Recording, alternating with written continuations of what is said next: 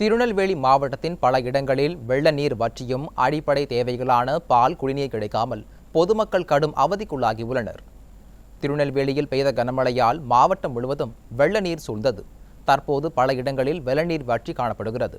இந்நிலையில் வீடுகளை இழந்து அடிப்படை வசதிகளான பால், குடிநீர் கூட கிடைக்காமல் பொதுமக்கள் கடும் அவதிக்குள்ளாகியுள்ளனர்.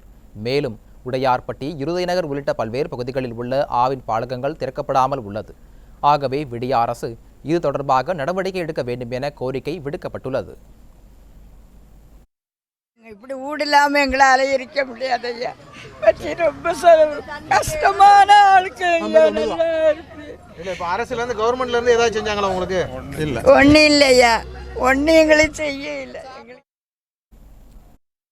பூத்து கடந்த வந்ததுலேருந்து சரியாகவே பால் சப்ளை கிடையாது. ஆனால் இப்போ 3 நாளாக பூட்டியே இருக்குது. ஆனால் பால் வாங்க நாங்கள் இல்லாமல் ரொம்ப கஷ்டப்படுறோம். பால் அத்தியாவசிய பொருள். ரொம்ப மனசு சங்கடமாக இருக்குது. காலையில் பால் வாங்க வரும்போது பூட்டியே தான் இருக்குது. 3 நாளாக பூட்டியே இருக்குது.